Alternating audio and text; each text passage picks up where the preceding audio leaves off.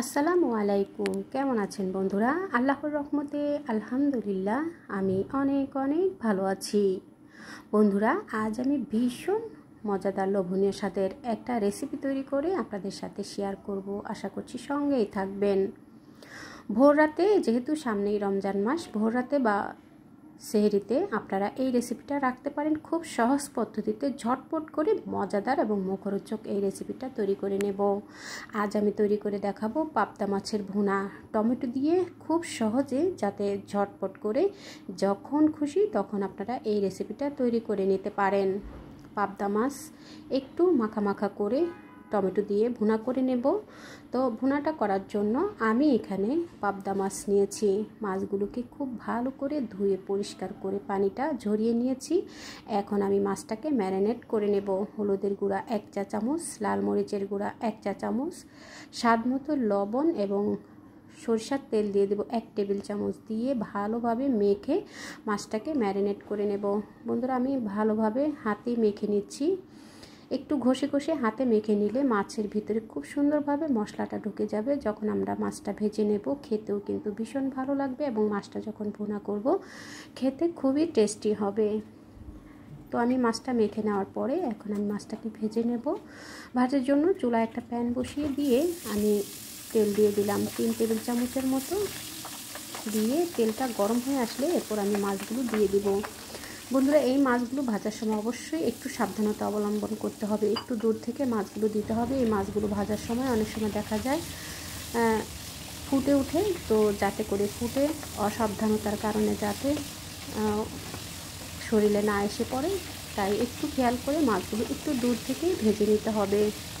তো বন্ধুরা, আমি মাছগুলো এক পিঠ ভাজা হয়ে যাওয়ার পরে ঢাকনা দিয়ে ঢেকে আবারও অপর পিঠ ভেজে নেব।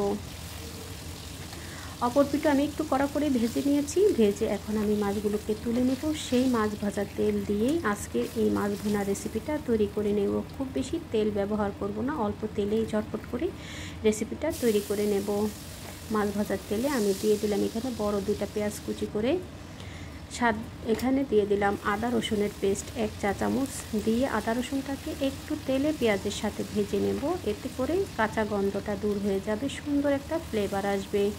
2টা টমেটো কেটে দিয়েছি। বন্ধুরা, এখন কিন্তু প্রচুর পরিমাণে টমেটো পাওয়া যায়।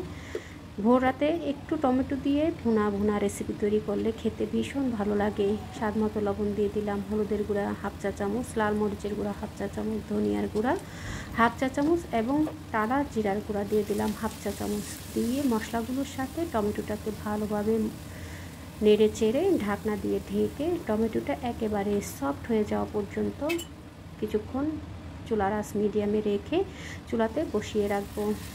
দেখুন বন্ধুরা, ঢাকনাটা তুলে নিয়েছি। টমেটোটা সুন্দরভাবে সফট হয়ে গেছে। ভালোভাবে আবারও নেড়ে দিচ্ছি। নেড়ে দিয়ে এরপর আমি এখানে ভালোভাবে একটু টমেটোটাকে নেড়ে চেড়ে পুরোপুরিভাবে টমেটোটাকে গলিয়ে নিচ্ছি।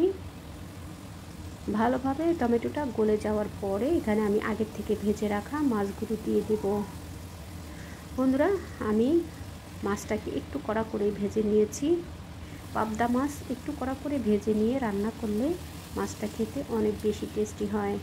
বন্ধুরা, আপনারা চাইলে এই সময় এসে মটরশুঁটি ব্যবহার করতে পারেন। তো আজ আমার হাতের কাছে মটরশুঁটি না থাকায় আমি স্কিপ করেছি। আপনারা চাইলে এর ভিতরে মটরশুঁটি দিয়েও কিন্তু একই প্রসেসে রান্নাটা করে নিতে পারেন। 1/2 কাপ গরম পানি দিয়ে দিলাম। দিয়ে এখন আমি মাছটাকে, যেহেতু আমি মাখা মাখা করে রান্না করব, তো খুব বেশি পানি এখানে ব্যবহার করিনি।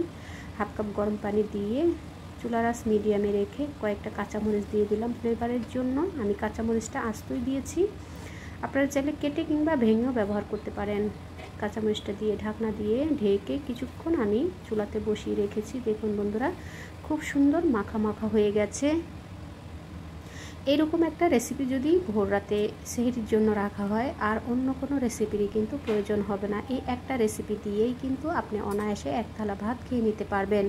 ভোর রাতে সাধারণত একটু মাখা মাখা রেসিপি খেতে ভালো লাগে। খুব বেশি ঝোল বা একেবারেই শুকনো খাবার খেতে ভালো লাগে না। একটু মাখা মাখা রেসিপি থাকলে, বা একটু খুব বেশি বড় মাছ না হয়ে একটু এরকম ধরনের মাছ যদি ভুনা থাকে, তাহলে খেতে ভীষণ ভালো লাগে। বন্ধুরা, আপনাদের কাছে কেমন লাগে আমার এই পাবদা মাছের ভুনার রেসিপিটা কেমন লাগলো, আশা করছি ভালো লেগেছে। ভালো লেগে থাকলে একবার হলো ট্রাই করবেন এবং কেমন হলো কমেন্টস করে জানাবেন। এতক্ষণ ধৈর্য ধরে আমার রেসিপিটার সঙ্গে থাকার জন্য অসংখ্য ধন্যবাদ জানাই।